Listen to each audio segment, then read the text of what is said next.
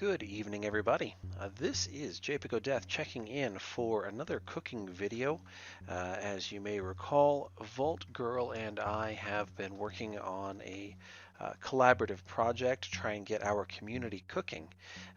This, once again, is going to be an open call for everybody to start putting some videos together and submitting them to either myself or Vault Girl, and we'll get them into the playlists.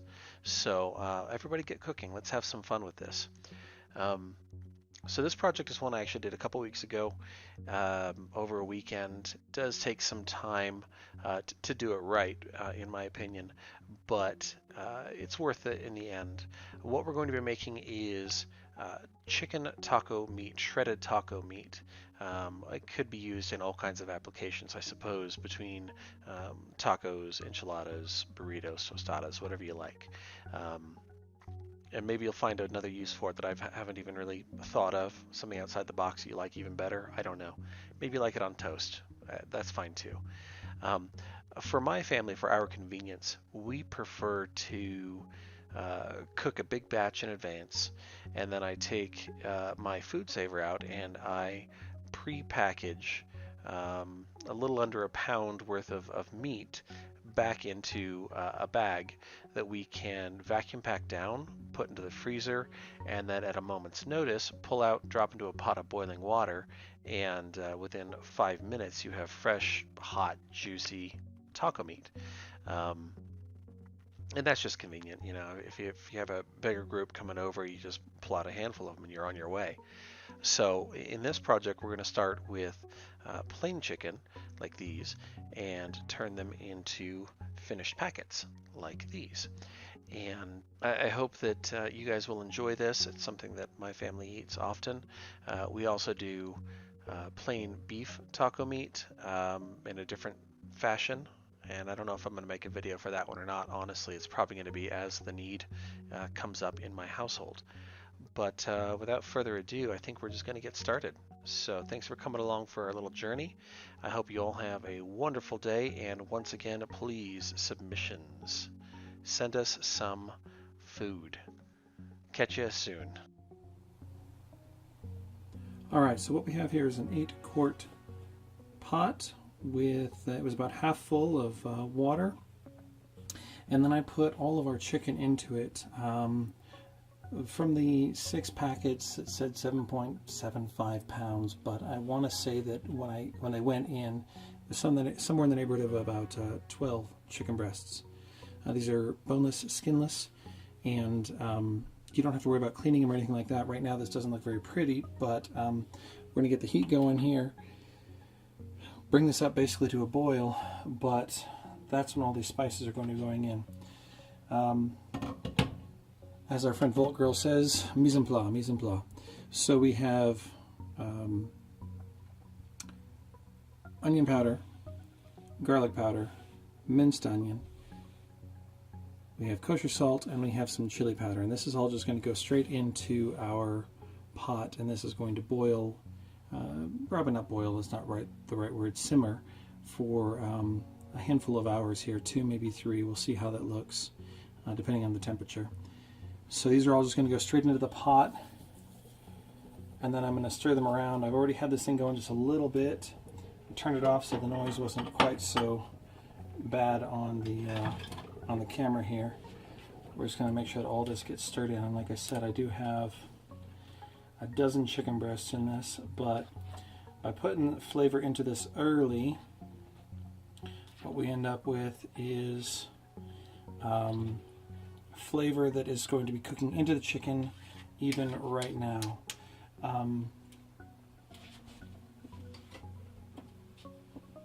Now that I think about it, we also need to get some peppercorns in here. Bear with me for a second.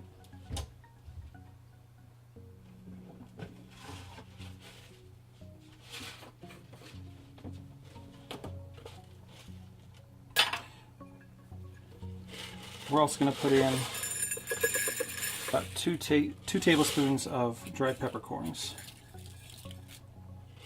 And those will all help cook down and be beautiful. So we're going to get this thing simmering, and I will bring you guys back in a couple of hours, I guess. Remember to stir this thing every probably 15 minutes just to make sure that nothing is sticking in the pot. Take care. See you soon. Alright everybody, well I just, it has been a little over 2 hours, about 2 hours and 20 minutes, and I just shut this off. Sorry if we steam there for a minute.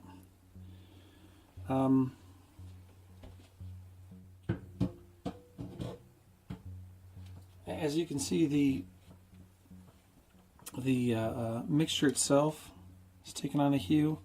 There's all this extra little bits down here on the bottom. That's all the little things that have come off. I don't remember if I said it in the first recording or not, but we didn't do anything to those chicken breasts other than put them into the pot to boil. We didn't clean them, take off any of the sinews or anything. When this is all said and done, when these are cooled, all that stuff is going to come right off of there nice and easy. But, as you can see, they're literally tender, falling apart, and holy crap hot. But that means that we've already got flavor cooked through them, and they are tender, tender, tender. That's what the 2 hours of simmering has done for us. And we're going to let this pot cool down, and when it is cool, we're going to start shredding this chicken up. So I will see you guys in a little while. Okay folks, it has been approximately an hour since I took this off the heat, and I came over to my sink and I drained some of the fluid through a sieve and came out with I kept about 4 cups of the juices that we used to cook. I kept about 4 cups of it out, but then we are left with all of these chicken breasts that are at this point ready to go. I said earlier we didn't have to worry much about cleaning them, because the truth is at this point, if there's anything that is left on them that is the sinews or the gross skin or anything like that, you can just literally slide it off right now and it's gone. You don't have to worry about playing with a knife and potentially cutting yourself. As you can see, the chicken is especially tender, and all we're really looking to do here is to shred this up. So if you prefer, you can use like a fork or a knife, but what I'm going to do is I'm just going to take them through, and I'm going to use this cutting board that I love so much. I'm going to just drop them through this hole right here into a Pyrex bowl we have underneath. It's going to shred everything up, and we're going to go through and do this for all of the chicken that remains. So this is honestly going to be probably one of your longest, most difficult parts of the job. By the time you're done with it, you're going to be hating your hands for having to break all this up. But we talked about putting the flavoring in, and even at this point, just if we don't go any further, there's a little bit of flavor in the chicken, but at least it's more than plain breast, but certainly not ready to be called taco meat yet.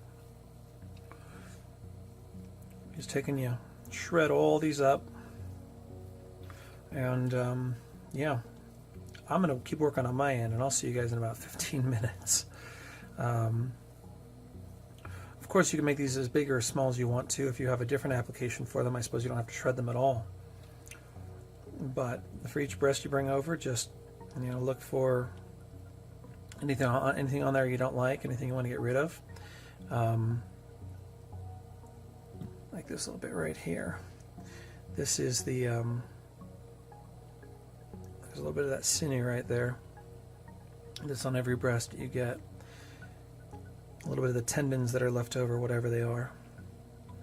So this is the long part, unfortunately, and then I'll see you guys back on the stove here in just a few minutes.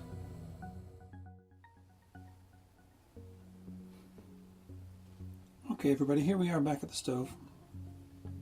We're going to get this thing cooked up to probably a medium-high heat just to get some more warmth back into this. and we are going to get some seasonings into this thing. What we have now is chili powder, onion, garlic,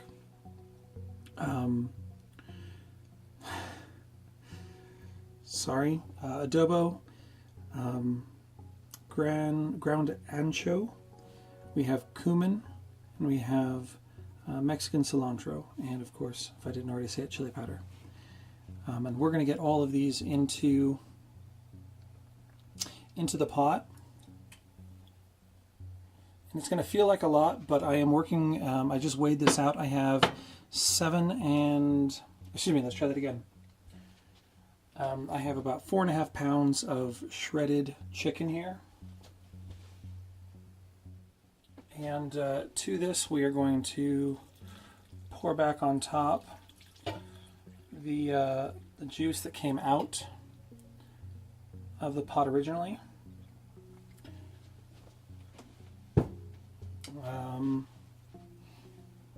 So far, let's see, that's 2. Got about 3 cups in right now. And then we're also going to add about 2 cups of a chunky salsa. This one, it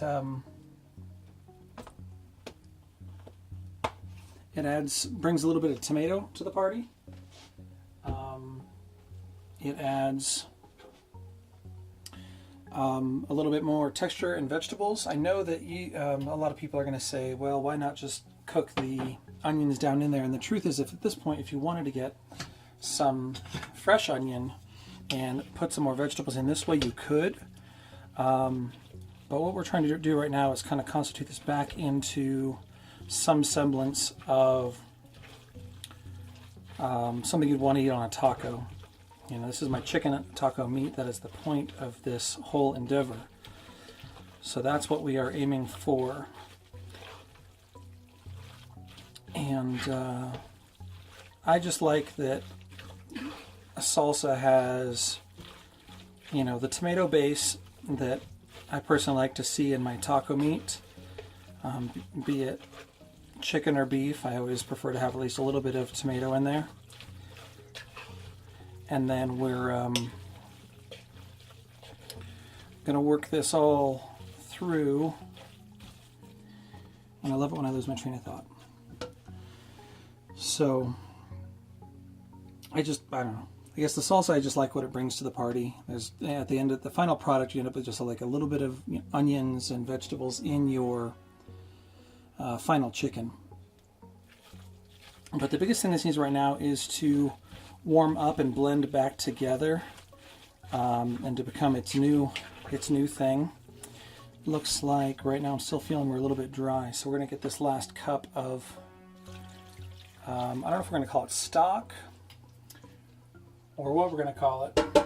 But we're going to get that back in the pot, give this thing a little bit of liquid to be able to kind of disperse those spices a little better. So I'm going to work on this for a few minutes. I'm going to keep stirring it around, and I'll get back to you after we've simmered it for probably about, I don't know, 5 or 10 minutes, depending on how this is looking. See you soon.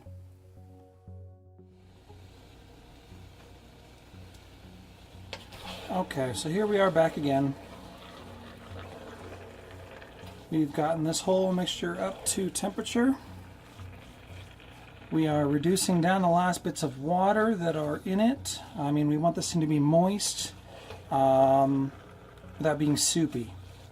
So the flavors are pretty good. As you can see, we've got bits of veggie mixed through. And one of the things I forgot to say out loud before, and I did add after we turned the camera off last time, was salt, kosher salt again. And then I also just added about a 1/4 cup of hot sauce. In this case, it's Cholula. Not terribly hot, but it brings a little extra heat to the party. My son especially is not a fan of spicy foods, so unfortunately I have to make this be something that he will consume, and then the rest of us can kind of spice up our meal as we want. But that is essentially it for the preparation. From here, we're going to let this mixture cool down a little bit again, and we are going to get working on some bags to put it into so that we can put them into the freezer. See you guys in the next bit. Well, everybody, since the cooking is done, I decided not to try and record the packaging part of this for my family. I didn't feel that was very important to truly record that. If you know how to package food into boil bags or freezer bags, then you know how to do it. And if not, I would definitely recommend learning how to from whatever manufacturer of machine you have. Follow their instructions. That's the important part. Now, if you're going to serve this right away, then obviously this bag step is definitely not even for you. You could just stop listening right now if you feel so inclined. But if you want to finish the video out, that's great too. We do end up taking this chicken and breaking it out into equal segments. All told, I want to say we ended up with a little over 8 pounds, not quite 8.5, of our finished chicken. And then we parsed it out into, I think it's 10 equal bags, a little over 14 ounces each, not quite a pound. But, you know, if you're going to have a small dinner for your family and you throw down typically like a pound of hamburger, the finished product, by the time you get the water weight cooked out of it, is actually going to be less than a pound of final product anyway. So I found that losing 2 ounces per pound is really not a great loss, and it makes the meal stretch a little bit further. And this is just for me and my 2 kids usually. So the steps are easy. You figure out how much you have, you divide it out, you seal them in the bags, you mark them what they are, you drop them in the freezer, and in some future undetermined time that you need it, you pull it back out, put it into a pot of boiling water for 5 minutes, and cut the bag open and serve. It's so easy. So one way or another, I hope that you are willing to try this at some point. If you ever eat Mexican food and are looking for something a little bit different than just plain old tacos, beef tacos that is, then I do recommend this. And of course, if there's any variations, I know there's a lot of you out there that like more spice. I would love to as well if it weren't for my small children. So have fun. And once again, last final call, send us some submissions, share your food with us. Let's get cooking, let's have some fun. This has been Japic Death, and I hope to see you all in the next video. Take care of yourselves. Bye-bye.